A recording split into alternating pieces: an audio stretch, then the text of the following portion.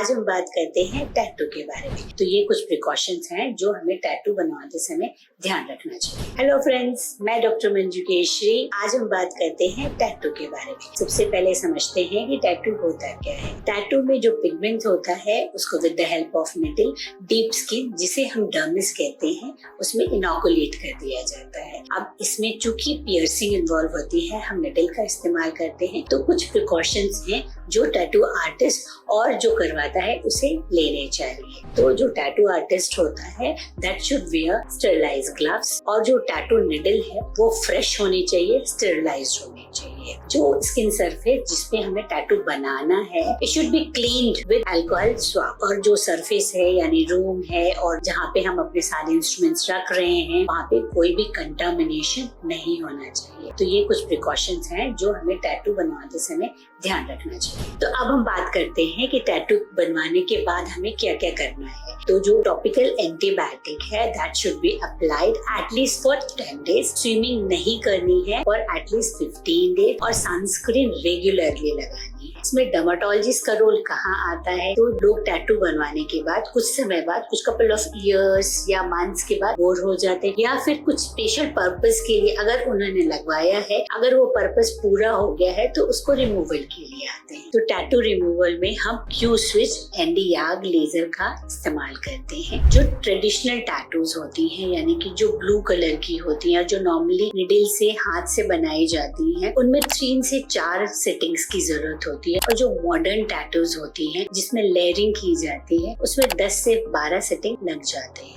और जो colour tattoos होते हैं उसमें नंबर ऑफ सेटिंग इससे ज्यादा हो सकती है। कभी कभी ऐसा भी होता है कि जो रिमूवल है वो इनएडिक्वेट होता है। ये जो टैटू रिमूवल है वो मशीन की पावर के ऊपर भी डिपेंड करता है, and it should be done with the dermatologist. लेकिन अगर टैटू ठीक से नहीं बनाया जाए, यानी कि अगर मशीन की पावर अच्छी नहीं है या फिर करने की टेक्निक गलत है, तो उसमें जो टैटू रिमूवल है वो इनएडिक्वेट भी हो सकता है, स्किन खराब हो सकती है, स्कारिंग आ जाती है। जब भी आप टैटू रिमूवल के लिए जाएं, आप इसका बिल्कुल ध्यान रखें कि आप किसी एक्सपीरियंस डर्मेटोलॉजिस्ट से ही करें।